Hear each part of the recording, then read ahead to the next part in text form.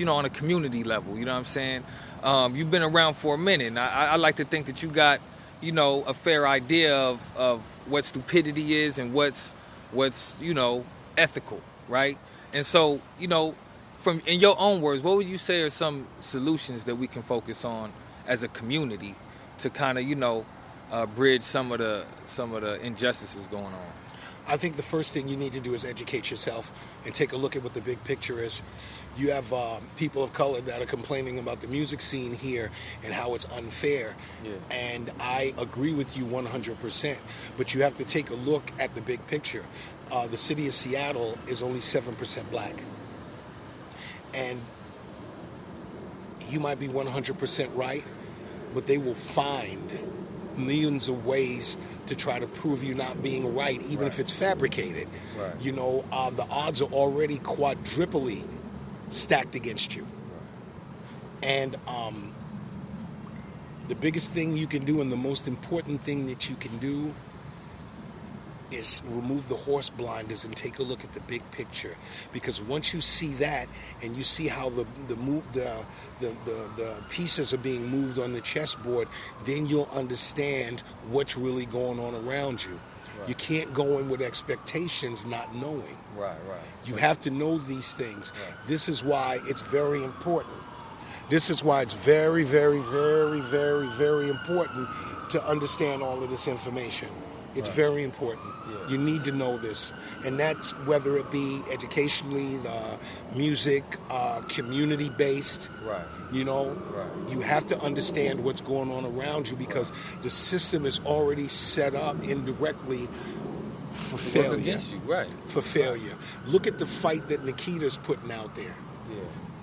They come up with $300 million for a youth jail.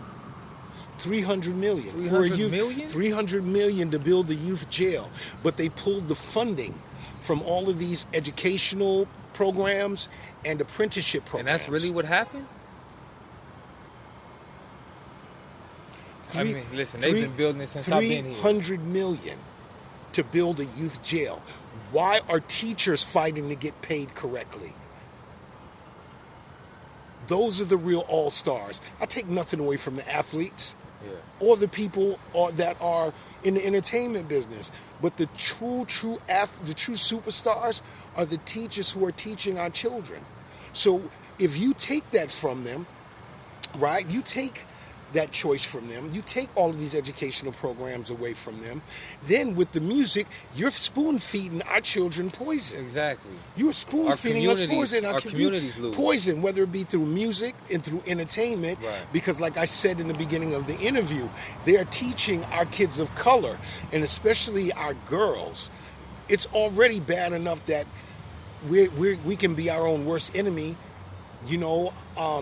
as far as black on black crime, because instead of us working together, we're too busy trying to outdo each other instead of grow together. Yeah. But it's teaching our children, our female children of color, that this is what you have to do to be accepted, which is wrong. Yeah. Which is wrong. Right. And that's what the big picture is paying attention, educating yourself, and knowing. Right. And knowing. And there's some names that I may not have mentioned, whether it be Mama Nikki or Rel Be Free or the Youth Speaks shout program. Shout out was next, so go ahead and drop You know what I'm saying? The Youth Speaks program, Creative Justice. And these are all programs that are alternatives. And these are programs that are in the community. 100%.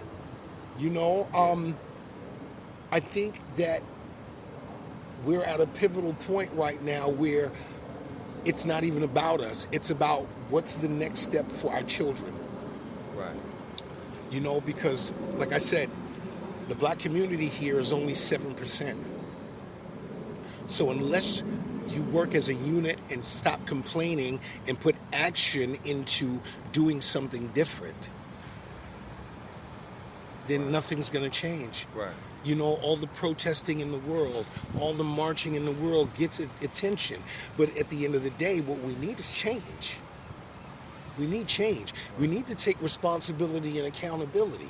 That's why when I'm with the youngsters, I politic with them. Yeah. Because what's missing is the community-based the community-based educational system where we learned from people in our community, where you knew the OG had something knowledgeable to say, and he passed down, Game. knowledge and game, Right. and that's really crazy, because I'm so thankful that I was lucky enough for the Muslim community back in Brooklyn to teach real history. Right.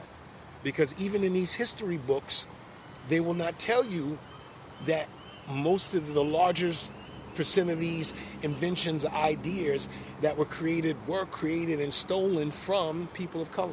Yeah. You know what I mean? And so the best thing you can do is really educate.